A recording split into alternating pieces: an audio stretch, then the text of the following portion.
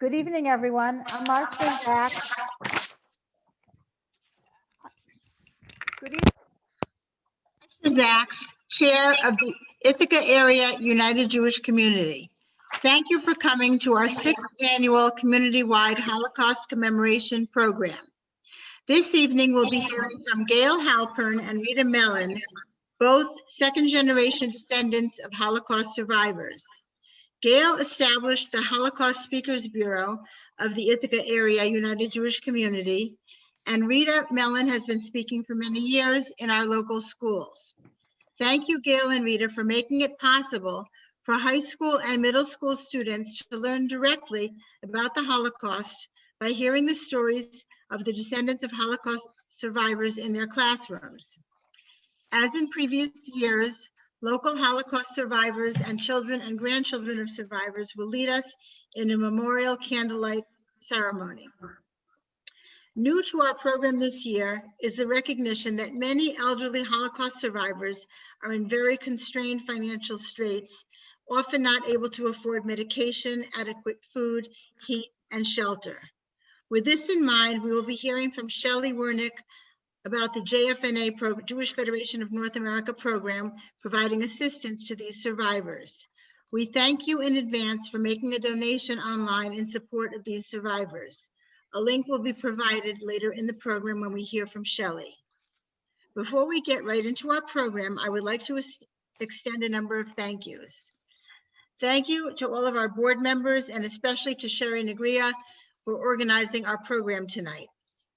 Thank you to Ed Finkel, our regional director, and Andrew Feuerstein, our tech maven from Jewish Federations of North America, for hosting and organizing the technical aspects of this program. Our annual Holocaust commemoration program has been made possible by the Jacob and Jeanette Geldwart Holocaust Memorial Lectures Fund. Jake and Jeanette, Zichronam Livracha, may their memories be a blessing, were Holocaust survivors from Auschwitz and rebuilt their lives here in Ithaca after the war. So many of us were blessed to be touched by their loving kindness.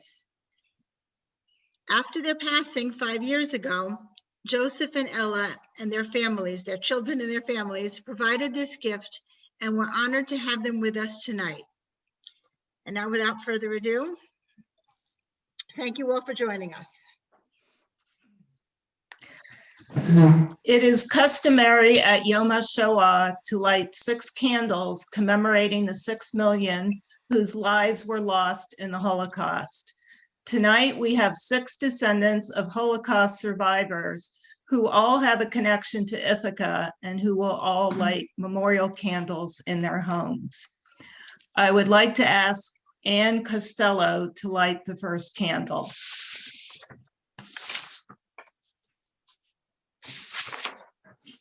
Anne's parents, Ephraim Racker and Franziska Weiss Racker, grew up in Vienna, Austria.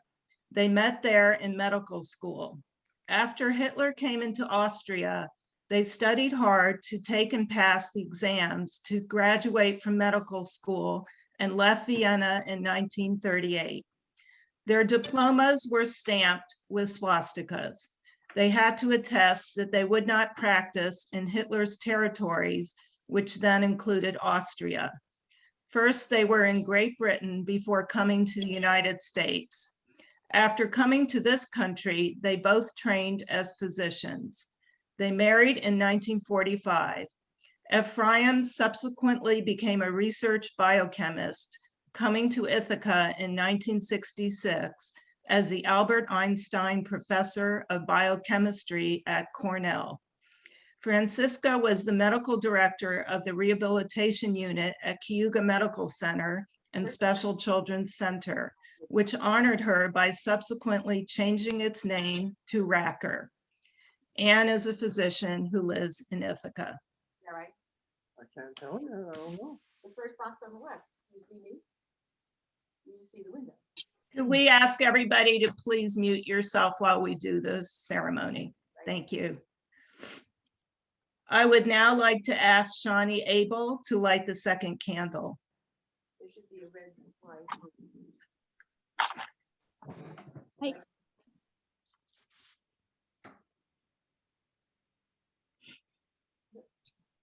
my name.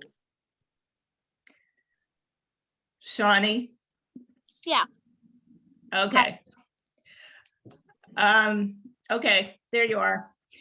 Shawnee's grandparents, Miriam and Max Mordecai Steiner, were the only members of their 4 families, Goldfeder, Greenberg, Schweizbier, and Steiner, to survive the Holocaust. Max insisted that they leave Zamość, Poland, after he was rounded up by the Nazis and released.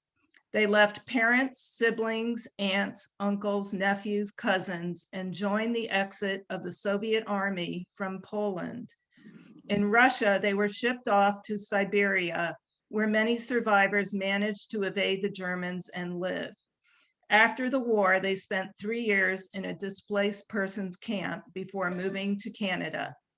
Today, Shawnee lives in Ithaca with her husband Uriel and 2 children. I would now like to ask Hadar Elor to light the 3rd candle.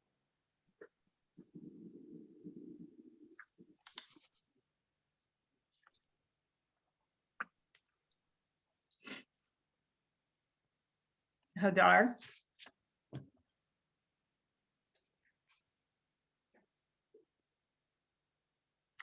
Okay, I'll go ahead as she gets on the screen. Hadar is the proud granddaughter of Rachel and Aryeh Berger, who started a new life in Israel after losing both their families in the Holocaust. Saba Aryeh, originally from Staszwo, Poland, had 1 older brother and 6 younger brothers and sisters, all of whom were murdered, as were his parents, Ishayahu and Devorah Berger. Savta Rachel, originally from Chmielnik, Poland, had 6 older sisters and 1 younger brother, all of whom were murdered, as were her parents, David and Sarah Mappa. Their bravery and long-lost family will never be forgotten.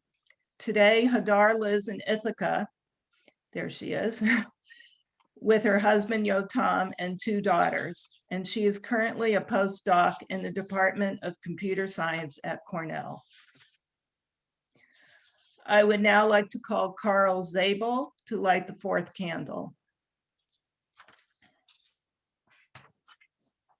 Carl's grandfather, Roald Hoffman, and his family were sent to a labor camp after the Germans invaded Poland. His grandfather's father was able to pay off the guards and ensure that his grandfather and his mother escaped. They spent the rest of the war hiding in a small village in a schoolhouse attic with the help of a kind and courageous family. Despite going through horrible trauma and what must have been a stifling childhood, Carl says his grandfather is a very kind and positive person whom he admires very much. Carl lives in Ithaca and is currently studying philosophy at Ithaca College. I would now like to call Rachel Levy to light the 5th candle. Rachel's grandmother, Jeanette Gelvert, born Shana Feinberg, was from the town of Sukovala, Poland, and had survived her parents, 5 brothers, and 1 sister who died in the Holocaust. Her sister was with her in the camps and died shortly prior to liberation. She was in her young 20s when she was taken to a ghetto until 1943, prior to being transported to Auschwitz-Birkenau, where she remained until 1945. She was taken on a death march to Malachov from January to April 1945, where she was liberated and taken to a DP camp where she met Rachel's grandfather, Jacob, and they married in March 1946. Rachel's grandfather, Yaakov Jacob Gelbert, was from the town of Auschwitzim, now known as Auschwitz. He survived his parents, 2 sisters, and 2 brothers who died in the Holocaust. He had 1 brother who survived and moved to Israel after the war.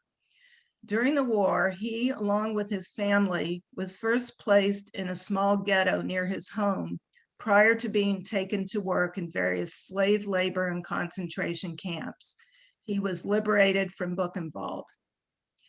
Rachel is a suicide prevention specialist and lives in Philadelphia with her husband, Sam, her son, Jake, and their dog, Duffy. I would now like to call Gabriel Lewenstein to light the sixth candle. Gabriel's grandfather, Fred Voss, escaped Aachen, Germany with his brother, parents, and grandmother.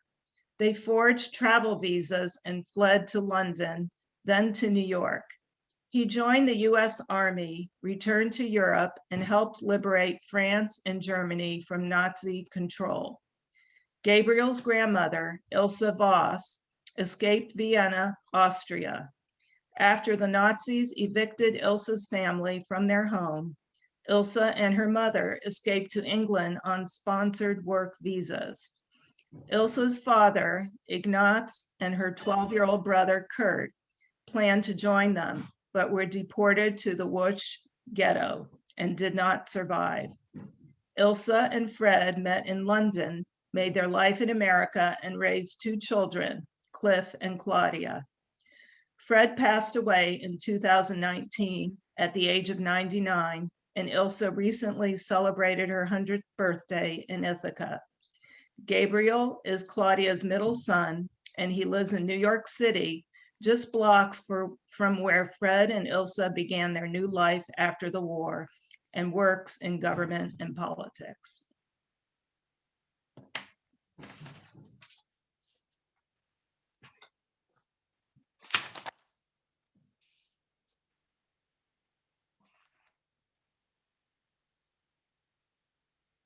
I'm Roald Hoffman, and I would like to introduce Gale Halpern to you. We owe a lot to Gale, and I will just sketch a little bit the beginning of the story. Gale was born in Canada, the child of two people who emigrated to Canada from Britain, but who had escaped Europe in just at the beginning before the war. Her grandparents perished in the Holocaust. Gale came with her husband Joe in 1996 to Ithaca, and since then have been valued members of the Ithaca Jewish community, where Gale has served, among other things, as the president of the Sisterhood of the Temple Bethel. Gale always was interested in furthering the memory of the Holocaust, and she and her mother often talked in the schools. And then eventually there came a time when most of the first generation survivors had died away, and Gale decided that it would be, in consultation with other people, that it would be good to have an organized effort here in Ithaca to bring to the schools and to the community at large the knowledge and the feelings that resided in the people who had survived. And she did something about it. 6 or 7 years ago, we began, and many things were accomplished. People were trained to give talks, so we now have a speakers bureau where first and second generation survivors can talk to people. There is a remarkable visual record, which took a lot of work and cooperation from Ithaca College and the Park Scholars to generate videos. There are now 12 or 11 of these videos that are available to teachers. And to this day, Gale is engaged in the thankful task, but not an easy one, of getting that information out to the teachers here and in surrounding areas as far as 50 miles away from us. It has been a remarkably successful effort all around, and it has taken a vast amount of work. Thank you, Gale, for this, and I'm very pleased to introduce you. Thank you, Roel. That was a lovely introduction. And thanks also to Sherry Negria and the organizers of today's Yom HaShoah event for inviting Rita and I to speak. Not only is Ithaca a beautiful place to live, it's a place where small things matter. I'm very proud of all that has gone into creating the IAUJC Holocaust Speakers Bureau, a relatively small thing that despite this has made a difference to students and teachers and to our Jewish community. Imagining an Ithaca Area Holocaust Speakers Bureau followed a talk my mother and I gave in 2013 at the planting of the Anne Frank tree just north of here in Aurora, New York. Anne Frank tree saplings were advertised in the New York Times sometime around 2010 after the big chestnut tree that Anne Frank wrote about in her diary, her connection to nature, was blown down during a storm. Saplings grown from its tree branches have been planted around the United States to encourage education and remembrance of the Holocaust in many different communities. Bill Simfer, an English teacher at Southern Cayuga School, and his students wrote an essay to apply for one of the saplings. After winning the competition, the tree sapling was brought to their school in Poplar Ridge and planted with much ceremony in 2013. I was honored with an invitation to participate in the event where my 89-year-old mother and I spoke to over 300 students over the school day. I'm going to share this.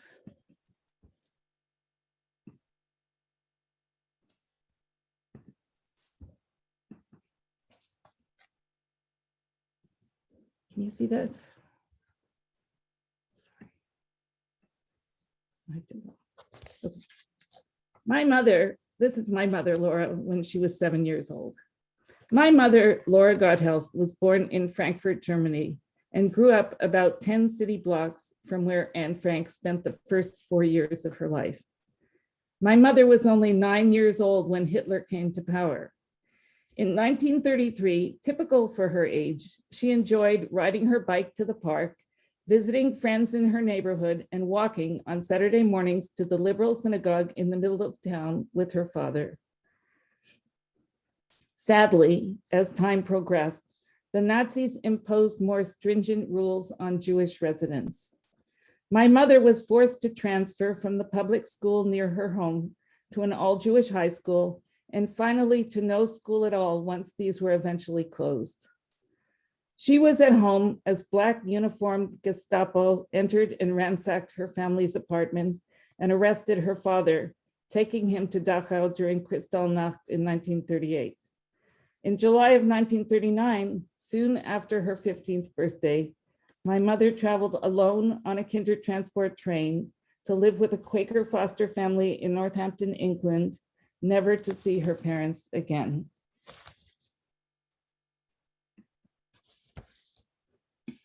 The rescue of children 6 months to 17 years of age, whose families were targeted by the Nazis, known later as the Kindertransports, was initiated by Quaker, Jewish, and Christian rescuers. These rescuers petitioned the British government to provide at-risk children a safe haven, living with foster families and in hostels in Britain. Like many children, my mother's life was saved, but her parents, who remained in Frankfurt, were not so fortunate. They were on the first deportation out of Frankfurt to the Lodz ghetto in Poland in October 1941. My grandfather, Sigmund, who was known to enjoy telling jokes, died of disease from living in overcrowded conditions in the ghetto. And having survived these conditions, my sweet-natured and kind-hearted grandmother, Trudy, was murdered in Chelmno. Over the years, it has been determined that almost 10,000 children, mainly Jewish, were rescued, as my mother had been, to Britain. The Kindertransport, conducted over 9 months from December 1938 to the beginning of the Second World War, was the single largest successful effort to rescue Jews from the horrors of the Holocaust. Kinder, like my mother, and their children, like me, are encouraged to tell the world how they were rescued. We will never hear from those 1.5 million children who were murdered in the Holocaust like Anne Frank. I am the daughter of one of the lucky few who were rescued. Members of our Speakers Bureau tell our stories to help students go beyond their textbooks and connect to us and our families. We stand in front of classrooms of children, many who have never met a Jewish person. Each speaker describes their family's experience, bringing personal anecdotes and artifacts to help students put a face on Holocaust history.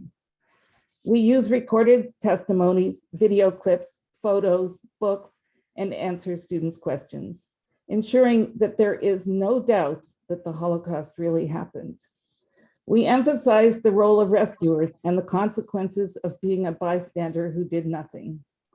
In the short time of a classroom presentation, we cannot teach history. Rather, we illustrate a specific case of what happened to our families and how we got here. Our speakers, as a rule, do not address current politics, nor speak expertly about World War II history. Our efforts aim to raise awareness and encourage critical discussion about prejudice, discrimination, racism, and fundamental human rights. We want students to feel the emotions of sadness, happiness, and pride in our family's survival.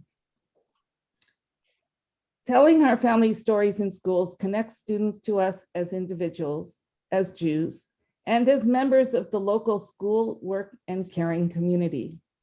Our Speakers Bureau includes members of families whose Holocaust experiences varied widely, each sharing a different view of historical events.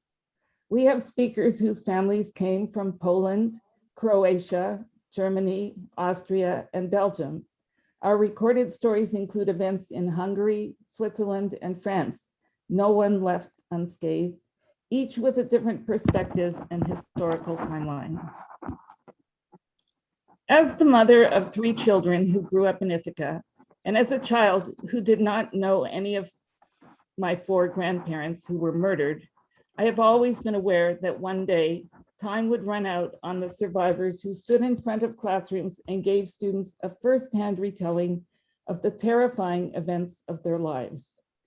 For children of survivors, the Holocaust has been either a constant or an unspoken truth of their existence. Secrets of survival or devastation were often not repeated outside the immediate family or a limited circle of survivor friends. In many cases, survivors did not know what happened to their close family members. We adult children and families of survivors hold these stories close to our hearts. Child survivors and children of survivors are behind many of the ongoing educational efforts about the Holocaust throughout the world, and we in Ithaca are no different. Most of us are what we refer to as the second generation. We follow in the footsteps of first-generation speakers like Jake and Jeanette Geldward and Fred Voss, who are no longer with us. Child survivors like Roald Hoffman and Noemi Kraut continue to speak as often as possible in local schools. Our second-generation speakers have included Danny and Chaya Novak, Rita Melen, Claudia Voss-Lewenstein, Severin Drix, Celia Clement, Yvonne Fisher, Larry Baum, Vali Kovari, and me. About 6 years ago, as well as sending speakers to the schools, a project was developed with students of the Park School of Communications at Ithaca College, as Roald mentioned. The idea was to record oral histories of Ithaca area refugees and survivors being interviewed by their children, with the recordings becoming the basis of classroom visits by the second generation. As their community service project, Ithaca College Park Scholars visited the homes of our kind-hearted survivor volunteers. The life stories were recorded and edited into 20 to 30-minute segments, which could be made available for teachers to use in their classroom lessons. Altogether, 12 oral histories were made, 2 of one person, Fred Voss. So there were 11 survivors and 12 videos.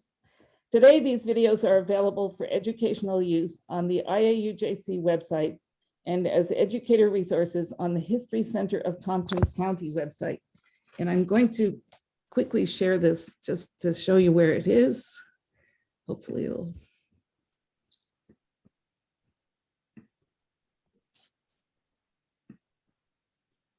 Okay, this is actually the Ithaca Area United Jewish Community website for those of you who aren't familiar with it.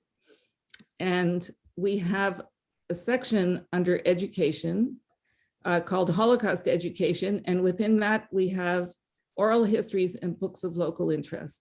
And this is where you can actually visit and view the videos that were made with the description. So you'll see some familiar names here: Rose Beta, Anne Ehrlich, Kurt Gottfried, Roald Hoffman, Noemi Kraut, Maria Robb, whose family were rescuers, Mary Sultan, Rochelle Siegel, Fred Voss, when he joined the American Army, Fred Voss as a refugee, Ilse Voss, his wife, Marion Wimpheimer.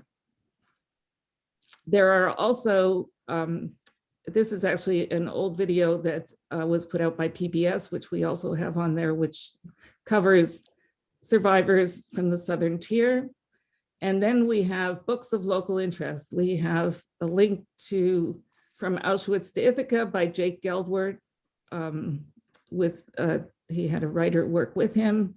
Something That Belongs to You by Roald Hoffman. More about hidden children. We have a book by Samuel Drix, who was the father of Severin Drix, and Fred Voss's book, Kitty Silverschmidt, and Danny Novak's mother, Zdenka Novak. So I just show you that so that when afterwards, if you're interested, you can go back and look at it. And I'm also going to show you this. We started contacting the History Center. Actually, the second generation group started meeting at the History Center, and out of that came an interest in connecting some of the Holocaust stories to our local History Center. And we have created Holocaust education materials for teachers, which are present on the History Center website. I'm not going to show those now because they're largely text-based at this time. We're looking to switch them over to a more graphic interface. But again, you can go there and browse, and Sherry is going to share those links after the program.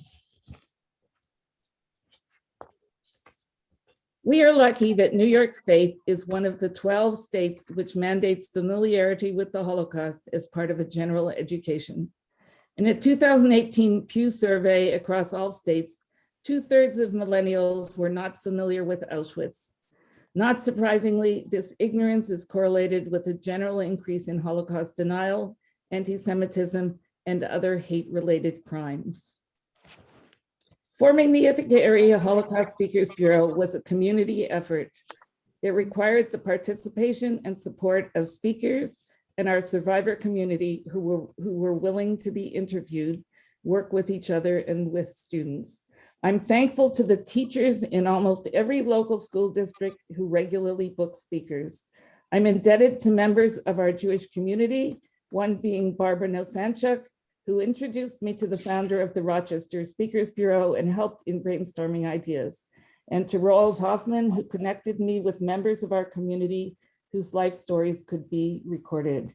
Howard Ehrlich initiated our contact with Nikki Koshman and the Park Scholars at Ithaca College. And altogether, I've worked with over 15 creative and talented IC students over the last few years to create oral histories. I appreciate the efforts of Dana Mandel and Bill Simpfer, instigators of the Anne Frank Tree Project, who inspired me to interview my elderly mother again and write her story so that she and I could speak to students when the tree arrived at Southern Cayuga School in 2013. And of course, I am most indebted to my parents who lived through it to tell me their stories and knew that education is the key to never again. Thank you.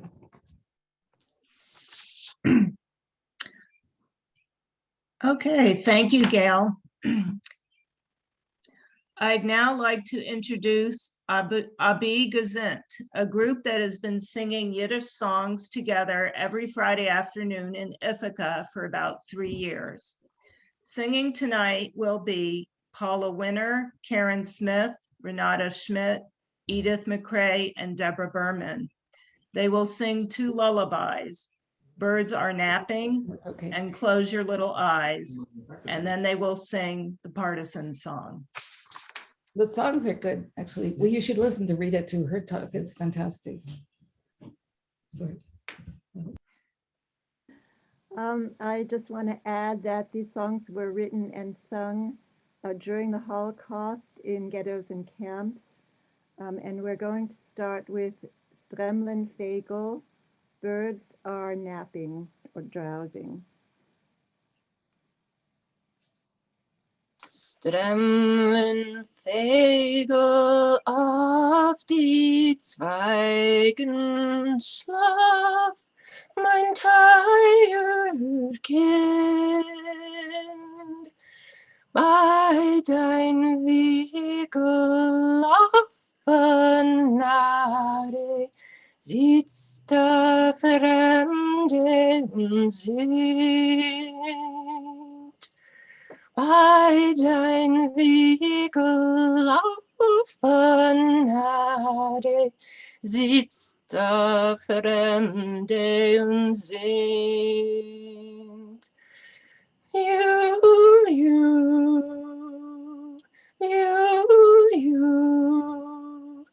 Schlaf. Ist dein Wiegel wo gestanden, ausgeflochten von Glück, und dein Mame, oi dein Mame, kommt schon kein Monat zurück. Und dein Mame, oi dein Mame, kommt schon kein Monat zurück. Liu, liu, liu, liu, schlaf. Habe gesehen dein Taten bewiesen, unter Hafen stehen. Über Felder ist geflogen, dein Feuer sind Berge wehen. Über Felder ist geflogen, sein Feuer sind Berge wehen. Liu, liu, liu, liu.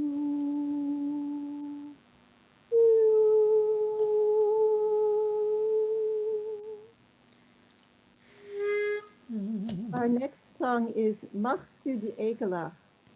Close your little eyes. Machst du die Egelech, ot kommen Fegelech,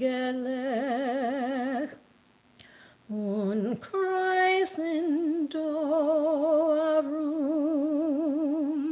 zu Koppens von dein Weg,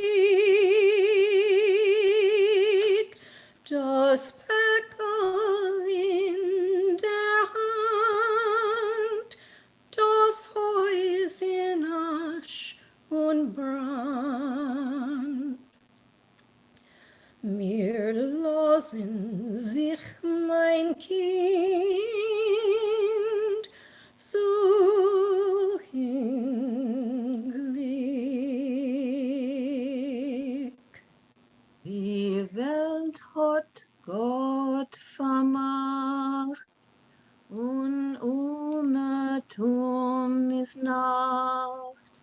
Sie ward auf uns mit Scheuder und mit Schreck, Wir stehen beide do in schwere, schwere Schau und wissen nicht wohin führt der Weg.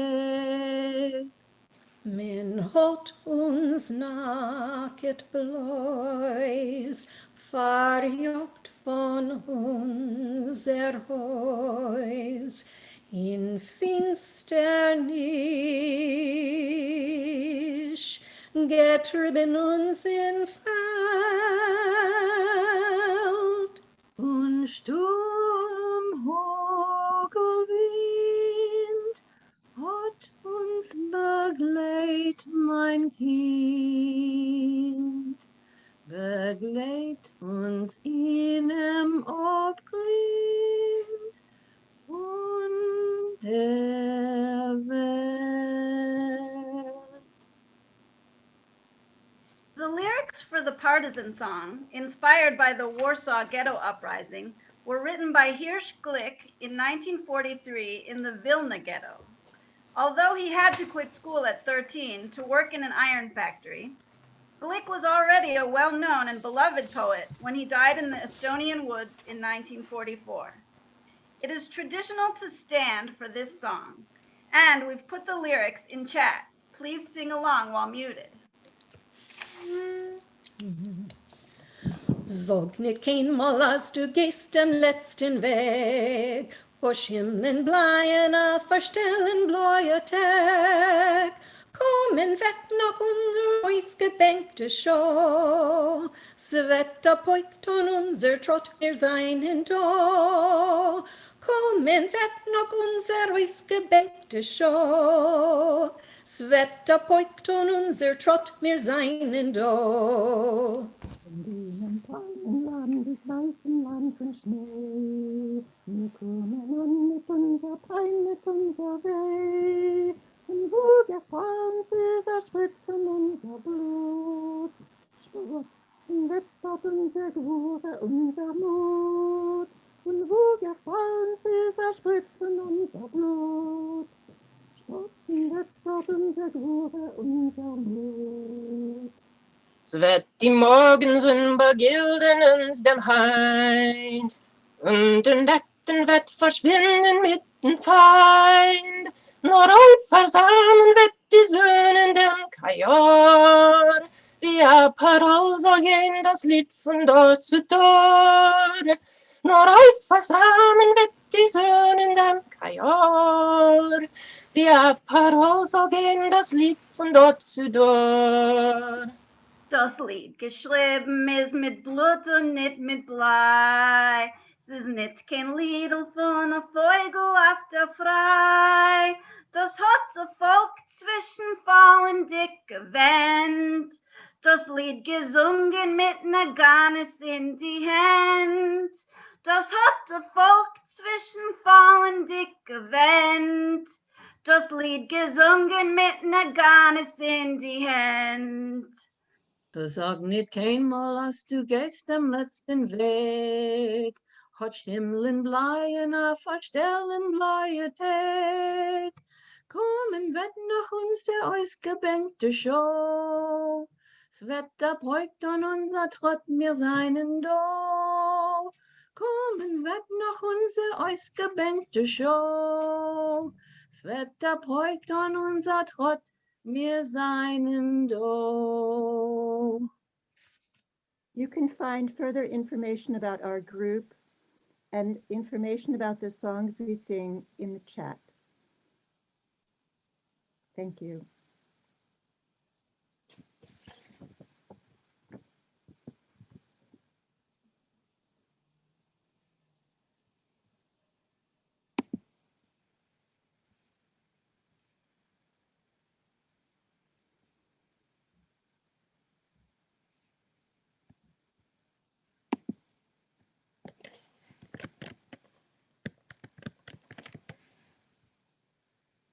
Good evening, everyone. Thank you so much, singers, for giving us those beautiful melodies. I'm Marjorie Hoffman. I'm the campaign chair of the IAUJC, and it's my honor to know and to introduce you to our next speaker, Rita Melen. I've known Rita for a long time, and I actually overlapped with her as a member of the IAUJC board, where she served diligently for many years. Rita will be telling you about her birth in Shanghai and her young life here in nearby Newfield. I would like to add a few more details. Rita received her undergraduate degree from Cornell, and then she did graduate work in comparative literature at Yale. She went on to receive a master's degree in social work from Syracuse University, and then began a 26-year career as a psychotherapist at Family and Children's Services in Ithaca, from which she is now retired. Rita is a member of Temple Bethel for many years, and her two daughters attended the religious school there. Being very much locally minded, Rita has served on the board of the Cayuga Chamber Orchestra. She is also an avid practitioner and instructor of Taoist Tai Chi. In fact, during the nice weather, I have the pleasure of actually seeing Rita in motion, teaching others in a parking lot right down the street from my house. Most importantly, for tonight's purposes, Rita is a participant in the Ithaca Holocaust Education Speakers Bureau, and it is a great pleasure for me to introduce Rita to all of you. Rita. Thank you, Marjorie, and thanks to the IAUJC for hosting this important annual event. Never again, that famous phrase, iconic words uttered by many, meant as a clarion call to ensure that events like the Holocaust do not happen again. Unfortunately, we live in a world where there are still Holocaust deniers, and there continue to be other genocidal crimes perpetrated throughout the world. There are still far too many isms, anti-Semitism, racisms against ethnic, racial, gender, national identities, you name it, that infect societal and political action. That is the motivation behind our Holocaust remembrance programs, to remember, therefore to know and learn from our histories so that we may hopefully move toward a more optimistic and just future. I have had the honor of participating in our Holocaust Speakers Bureau since 2015, going to local schools and telling my family's unique story, along with several other speakers. A quick testimonial from one of the teachers whose classrooms I visited over the years, a commentary that many of us have heard about the work we do. He said, "Your visits have been tremendous. They have empowered my students to counter any extreme and radical notions they may find in their midst. You gave them a face-to-face concrete experience with someone who had their life turned upside down by the hatred that was taking place. You made a real and practical difference." My family story is not the usual Holocaust story of concentration camps, tattooed arms, forced labor, gas chambers. It is the story of escape, flight, refugee status, loss and hardships of other kinds.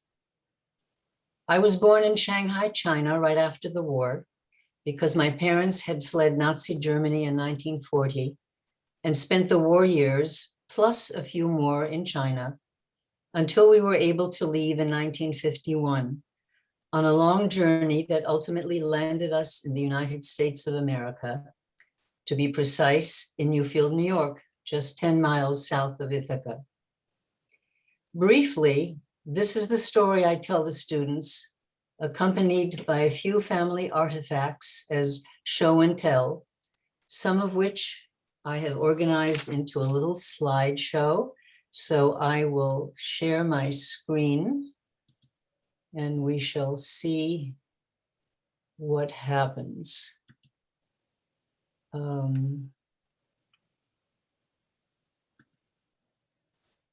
There we are. Okay. My parents, David and Martha Abish, in the early 1940s in Shanghai.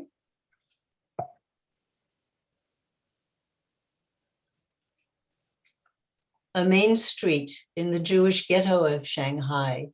You can see the typical two-story row houses and also a rickshaw and a pedicab that were typical modes of transportation.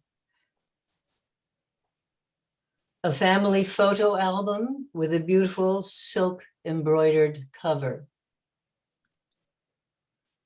My now very aging doll.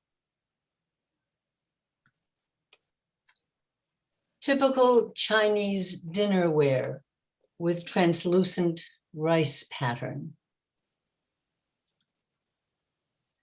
A beautiful jade celadon bowl. An embroidered silk slipper. And finally, my child's silk hand-embroidered Chinese jacket. My mother had the adult version.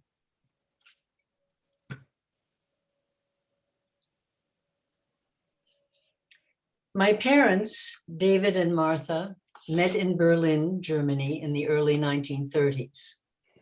The storm clouds were gathering. The seeds for political and social upheaval had been planted. Sensing this, my parents were reluctant to marry, fearing they might be separated. To illustrate this atmosphere and my parents' response to it, I must tell this anecdote that is legendary in my family. My parents were strolling arm in arm down one of Berlin's major boulevards one fine spring evening when they encountered a group of young soldiers, soon to be known as the infamous SS troops. As they were passing them, my mother drew herself up to her full 5'1" stature and declared in a loud voice, "I am proud to be a Jew." My father grips her arm and whispers to her to just keep moving. Fortunately, the soldiers just laughed at her. We can well imagine that things could have turned out very differently and very tragically. By late 1939, early 1940, my parents were able to secure separate passage to China. They each took a long train ride from Berlin to Genoa, Italy, where they boarded freighters bound for Shanghai. Sadly, many in their respective families, parents, siblings, aunts, uncles, cousins, had all already been dispersed. As it turned out, many were deported to concentration camps and never seen again. A few lucky ones emigrated to Palestine, later to become the State of Israel. The day my mother arrived in Shanghai, my parents were married in a simply arranged ceremony with a rabbi and two witnesses, another doctor and his wife, refugees from Austria, a couple who became lifelong friends of my family. Why Shanghai, China, you may ask? The political situation was a favorable one for Jews and other refugees seeking asylum. Shanghai has a long history as a thriving port city, particularly after the opening up of China to the West in the late 1800s. Russian and Iraqi Jews were prominent tradespeople. And Jews escaping the terrible pogroms of Eastern Europe fled to many parts of the world, including Shanghai. Shanghai was an open port city with no visa requirements. During the 20s and 30s, Japan was dominating and occupying China. The Chinese nationalists had retreated to Formosa, later to be known as Taiwan. Also, Japan was not yet an ally of Germany, so Jews found a safe haven in Japanese-occupied Shanghai. Even during the 1940s, Japan did not follow the German model of putting Jews in concentration camps, thankfully for my family's survival. They did, however, constrain Jews geographically to a ghetto, though not one like the European ghettos surrounded by barbed wire. My parents said that the subjugation and humiliation and sometimes outright murder of the Chinese in Shanghai was even more horrible than the containment of the Jews. If you were to Google or actually visit Shanghai today, you would find the interesting and comprehensive Shanghai Jewish Refugees Museum housed in the former synagogue of the Jewish ghetto of Shanghai. Life in Shanghai was interesting, my parents reported to me many years later. They experienced both the worst of times and the best of times. My mother was in her late 20s, my father mid-30s. Since my father was a trained doctor, he was easily able to find work in an infectious diseases hospital where he saw many Europeans succumb to a variety of tropical diseases. The Jewish community of about 20,000 German and Austrian Jews who came at that time formed a close and thriving Jewish society, albeit with many hardships. There was a kindred spirit and understanding between the Jews and the Chinese, since they shared an experience of oppression. While my parents lived in fairly primitive conditions with no indoor plumbing, my mother had help from trusted Chinese women who took care of me when I was a toddler and who would often take me home to their families, where I played with their children and spoke perfect kid Shanghai dialect, a skill I can no longer claim. My parents anxiously watched the war raging in Europe from this Far East vantage point. Imagine their excitement when they endured the bombing of Shanghai by the Americans in 1945, my mother almost losing her life in the raids. With the end of the war, my parents witnessed the advent of the Maoist regime in China, which came with its own difficulties. Finally, in February 1951, with the assistance of the Jewish Joint Distribution Committee that resettled refugees, and to this day still does, refugees of all stripes and colors, we were able to leave China the same way my parents had arrived, by freighter, through the Suez Canal, stopping in Israel this time, and crossing the Mediterranean Sea to Italy. We remained there for 6 months while our visas to the US were processed. In October 1951, my family arrived by steamship in the great harbor of New York City, making that iconic entrance sailing past the Statue of Liberty. After 18 months in New York City, where my father studied to pass the certification exam to practice as a physician in this country, we moved upstate. We finally came home to Newfield, New York. My father had worked with a Jewish displaced persons employment agency and found that the doctor's practice in Newfield, New York was being sold by the widow of the deceased physician. And who was this? Another German Jew, Dr. Zucker, who had had the good fortune of emigrating to the US directly from Germany in the early 1930s. So amazingly, the small hamlet of Newfield, New York, welcomed 2 German Jewish doctors into their midst. I grew up in Newfield and went to the Newfield School, and my family attended Temple Beth El here in Ithaca. To this day, I encounter people who fondly remember my father, Dr. Abish. So it has been my privilege, along with several others, to participate in the Holocaust Speakers Bureau, initiated by Gale, to be a Holocaust speaker at Newfield High School, as well as at other area schools, to tell my family's story, made more real by the fact that many students say their families remember my father. The history of the Holocaust, the event of the Holocaust, must never be forgotten.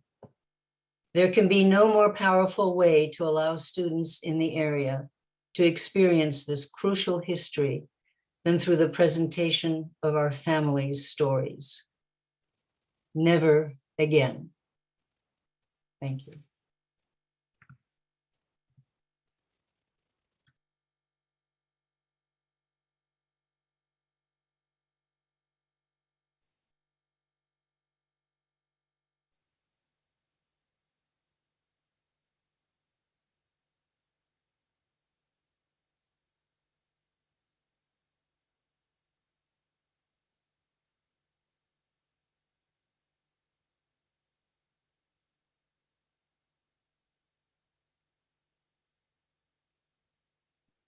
Richard, you need to unmute. Unmute yourself. Am I unmuted now? Yes, you are. Good evening. I am Cantor Richard Rosenfield, a member of congregations Tikkun Ve'or and Temple Bethel, and a board member of the Ithaca Area United Jewish Community. El Malei Rachamim, God full of mercy, is a Hebrew prayer chanted in memory of the Jewish dead. It is recited at funerals and on days of remembrance such as this.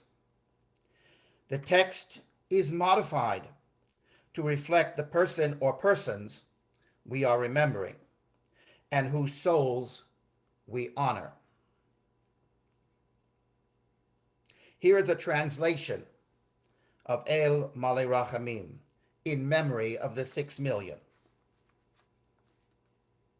Exalted, compassionate God, grant infinite rest in your sheltering presence among the holy and pure to the souls of our brethren who perished in the Shoah, men, women, and children of the house of Israel, who were slaughtered and suffocated and burned to ashes. May their memory endure and inspire deeds of charity and goodness in our lives. May their souls thus be bound up in the bond of life. May they rest in peace, and let us say, Amen. It is customary, if you can, to rise for the chanting of this prayer.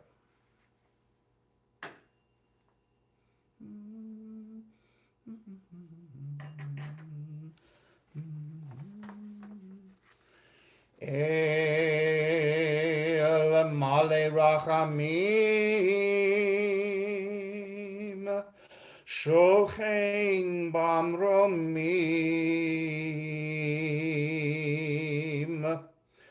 Hametzei Menucha Nechona Tachat Kanfei HaShekhinah B'ma'alot kedoshim u'tahorim kezohar hamazhirim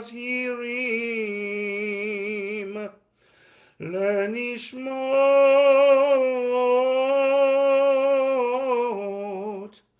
kol acheinu b'nei Yisrael shenitbechu v'shoah Anashim, Nashim v'taf, Shenekhneku v'shenisrefu, v'sheneheregu, Shemasru et nafsham, Al Kiddush Hashem Began Eden Tehi Menuchatam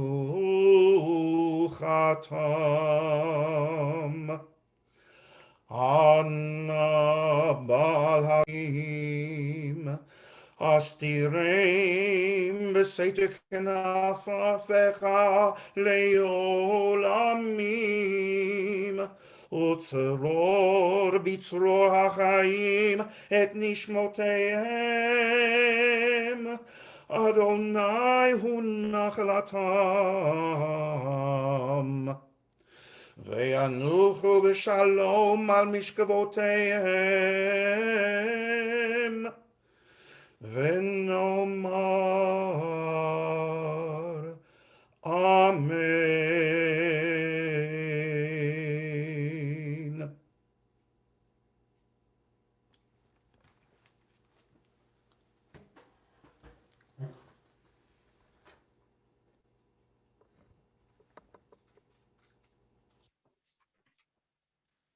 I would now like to introduce Shelley Wernick. Shelley is the Managing Director of the Center on Aging and Trauma at the Jewish Federations of North America and leads JFNA's Holocaust Survivor Initiative. Her work bridges the gap between the fields of aging and trauma by recognizing that a history of trauma as a risk factor for poor mental, social, emotional, and physical health, and by promoting person-centered trauma-informed care as a normative strategy for serving all older adults. Previously, Shelley lobbied on behalf of the Jewish Federations of North America and the Network of Jewish Human Service Agencies, conveying policy priorities to Congress and the White House and training communities to advocate for diverse populations they serve. Shelley earned a BA from the University of Florida in sociology and political science and has an MBA from Georgetown University. Hi, thank you so much. Sherry, thank you for inviting me here. It's been really an honor and a pleasure speaking with you and with Marjorie about this program, and I'm so glad to be with members of the Ithaca community. And Gale and Rita, I've learned so much from you just listening here today, and it is very clear what an amazing impact you've had on the community, and I'm just so honored to hear this. As a 3G myself, who also speaks to groups because my grandparents are no longer able to, it's really inspiring to hear that that legacy is being continued in a very meaningful way. I'm very pleased to speak with you about the Jewish Federations of North America's initiative to help Holocaust survivors, an initiative that involves communities across the country, communities such as Ithaca and all across North America, really, I should say, not only the United States, and our Center on Aging and Trauma, as Sherry mentioned. I began actually at JFNA, I work for JFNA, and I began a little over 10 years ago as a lobbyist. I was an advocate to advocate for communities across the country and the populations that they serve. So this includes older adult services or disability services, senior transportation type services.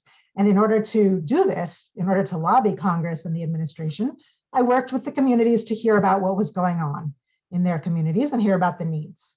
And we learned about the needs of the Holocaust survivor programs in many communities. And we learned in particular that there were funding shortages in Holocaust survivor programs. And we thought, why? How could this be? As the number of Holocaust survivors is decreasing, as we all know, how is it that the costs of caring for survivors are going up? And we started exploring this issue. We did polls and surveys of various communities, and we found a few different answers. One is that as Holocaust survivors get older, they enter their 80s and 90s, and some even in their hundreds, they need more help. They become more frail, and they need more help. Another reason is that in many situations, for example, my own grandparents, you'll have a very big age differential between the two spouses. My grandfather was 9 years older than my grandmother. So for the last 10 years of his life, she took care of him. She took him to every doctor's appointment, was, in charge of every aspect of his life, never needed social services at all to care for him. And then after he died, there was no one left to take care of my grandmother as she aged. And we found that this is very common. And my grandmother, who is still with us today, needs social services to help care for her. Thankfully, she has home care aides to help her as she gets older. And we also learned that the trauma that Holocaust survivors have gone through in the past impacts them as they age. So it impacts their physical health. Trauma can impact things like heart disease. It can impact cognitive issues. Actually, having a history of trauma is a risk factor for dementia and for Alzheimer's. And it can impact emotional health and social health as well. And many people may have heard that social isolation is a very large problem among older adults. This is pre-pandemic. Now, during pandemic, you can imagine how much harder it is for people to stay connected, especially people of an older generation. But even pre-pandemic, those social connections were very difficult to form. And if you don't have social connections, you don't know how to access help, there's no one checking on you.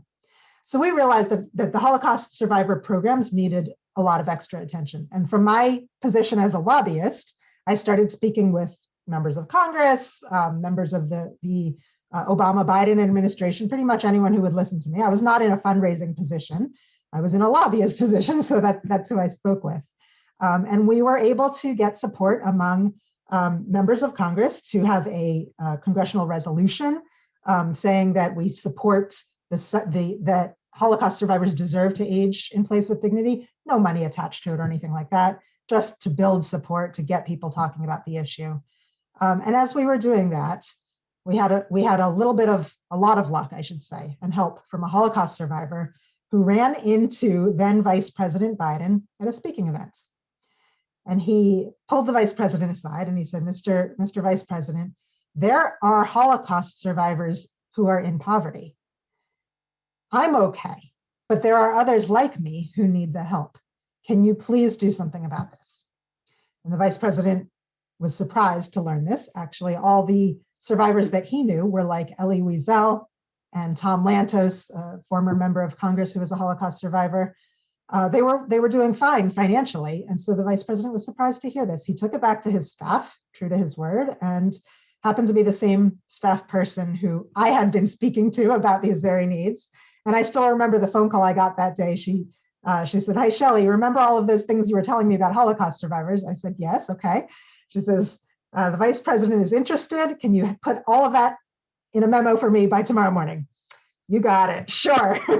And so that's when the story really began. And it changed.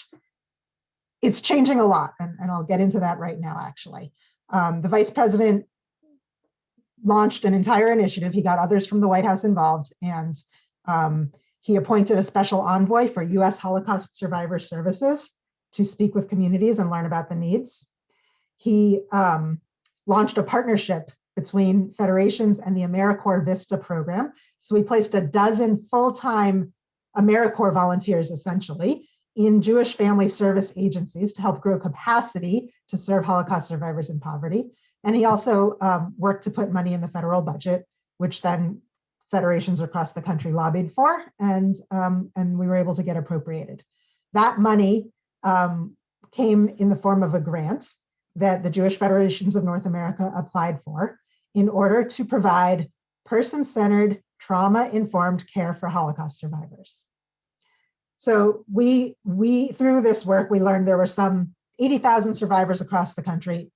This is back now in 2015 or so. There's less today, fewer today.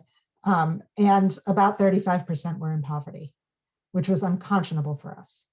So we knew we needed to work on this. And the government was interested in exploring this issue of older adults with a history of trauma. So we developed a subgrant program where we used money from the government as well as from generous philanthropists, because we had to match the government's fund, to provide hundreds of subgrants to local communities to develop person-centered trauma-informed programs for survivors. And these programs included socialization programs, cognitive health programs, physical health and wellness programs, group yoga therapy, gardening therapy, all sorts of very creative programs to help Holocaust survivors, as well as help make sure that they access their other programs in a very trauma-informed way. And what I mean by that is that organizations should be trained in the approach of making sure all clients feel safe, empowered, they have choices in how they receive services, and they have choices about their life. I can give a few examples of these types of programs. It's actually easier to explain with examples. So if you were to have a pre-COVID again, group meal, a congregate meal, a lunch setting with Holocaust survivors or other older adults with a history of trauma, we wouldn't want to have a buffet line, because the person at the end of the line might be concerned that there might not be enough food by the time she or he got to the front of the line. So we would make sure that there were plated meals where food is brought to people. Everyone gets their own plate. And on each table, there are to-go boxes already there. So everyone knows that there will be an expectation that there will be an abundance of food and you are welcome to take it home. That's the difference between a trauma-informed program and a program that doesn't have those lessons embedded into it. Other examples could be in a dental program, actually. Many of our projects have reached out to dental schools and are training dentists on the trauma-informed approach. Why dentists? Because many Holocaust survivors, or many older people in general, I should say, need assistance with their teeth, with their oral health. But especially Holocaust survivors who were children during the war and were malnourished may not have, they may not even have their own teeth anymore. And so if a person doesn't have teeth, then they are not able to eat well, their nutrition suffers, they may be embarrassed to be in front of other people, they may worry about their breath, and this can lead to a spiral of events, of negative impacts for that person. However, someone with a history of trauma may not want to go to a dentist and be with a doctor with a foreign accent in a white lab coat. You can only imagine the stories that we know about Holocaust survivors having their teeth pulled, about Holocaust victims having their teeth pulled as a way of dehumanizing them. And you can only imagine how challenging and how hard it might be for a Holocaust survivor to go for major dental work to get this problem solved. And so we train dentists with our funding, which enables a Holocaust survivor to have a better quality of life. And as we've learned through these programs, there are Holocaust survivors who may have been very well adjusted throughout their lives, but as they get older, there are typical events in the aging process that happen that open up the trauma they've experienced in the past. And for example, let's say physical impacts. If there was a person who needs to use a walker, that's a very normal, typical event in the aging process. Someone can't stand on their own anymore. Well, for a Holocaust survivor, it was very important that they be strong, be able to stand at lineup if they were in a camp situation. Because if you weren't strong, if you were vulnerable, you're shot on the spot. So asking for help is very difficult. Admitting vulnerability is very difficult. If a Holocaust survivor needs to rely on a walker and knows that they cannot run or walk away from a threat, even if there's not one coming on, that can be very anxiety inducing. Same thing with, that's my timer, I'm out of time here.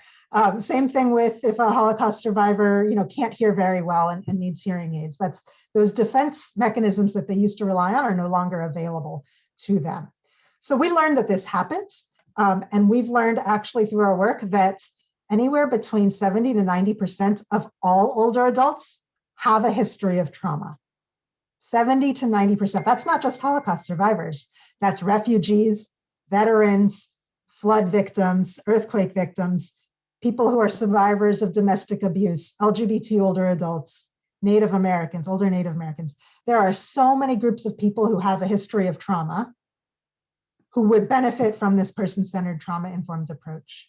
And so now the federal government is actually funding us to serve not only Holocaust survivors, but diverse older adults with a history of trauma and their family caregivers. I know many of you who are part of the second generation on this call have known that caring for someone with a history of trauma is different than caring for someone who doesn't have that history of trauma. And so we're working on programs that help the caregivers as well. Today we put on a virtual Yom HaShoah ceremony for Holocaust survivors and their families. I don't know how I'd verify this, but it may have been the largest online virtual gathering of Holocaust survivors, because gathering together virtually is new. But it happened because we're funding a virtual socialization program, which has been a lifeline for survivors during the pandemic who are in this most vulnerable group. And so it's really an honor and a pleasure to be able to work with survivors and to learn from them and to recognize them, Holocaust survivors, as our teachers who enriched our nation, who are continuing to teach us about how to care for all other older adults. I'll pause here because I realize I have gone over my time. And if anyone wants to continue the conversation with me, I would be delighted to continue that. I'll put my email address into the chat. So if anyone wants to contact me, I'd be very happy. But thank you so much for inviting me to share a little bit of the work with you and to learn a window into your world in Ithaca. Thank you. Thank you, Shelley. I'd now like to introduce Lexi Leitner. Lexi is a senior at Ithaca College, majoring in television, radio, and theater studies, and she's an active member of Hillel. She will now sing the Hatikva.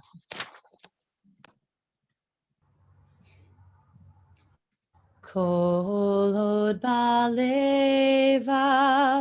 penima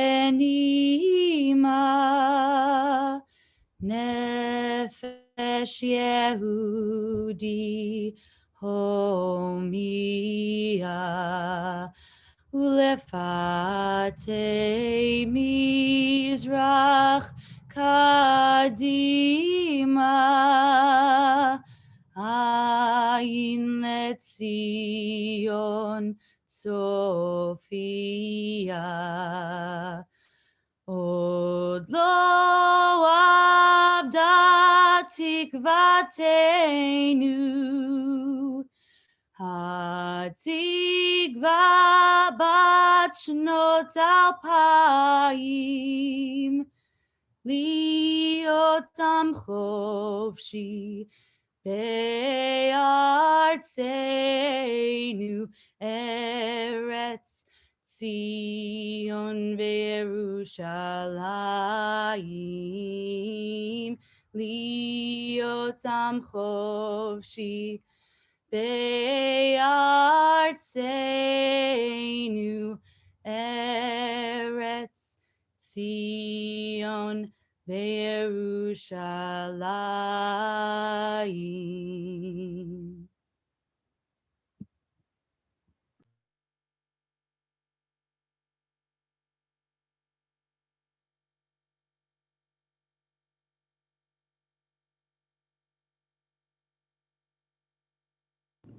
You're muted. Marcia, you're muted. I'm working on it. Okay. Sorry about that. Okay. Good. All right. So thank you, Lexi, for your beautiful rendition of Hatikva, the Israeli national anthem. Thank you, Gale and Rita. It's been an honor to bear witness to your story. And I can only echo what Roald said about what a wonderful labor of love and contribution to our community that you have given Ithaca in the work of establishing the Holocaust Speakers Bureau and going in to speak to so many schools. Can everyone hear me? Yes. Okay, thank you. Thank you, Shelley, for telling us about the Holocaust Survivor Initiative. As a dentist, I can tell you that Canada actually places a big emphasis on providing dental care to the elders, because if they're eating better, their overall health is better. I invite our donors, thank you for joining us. And if you look in the chat box, I invite you to contribute to the Holocaust Initiative of the Jewish Federations of North America, and in honor of our speakers, Gale and Rita, who are doing this work in our community. On that note, thank you also Cantor Richard Rosenfield for singing El Malei Rachamim, the memorial prayer, and to our Yiddish singers, the Abi Gesund, for sharing the partisan and other songs that are of special meaning to our survivor community. We look forward to seeing you all in person at future programs. So thank you, everyone.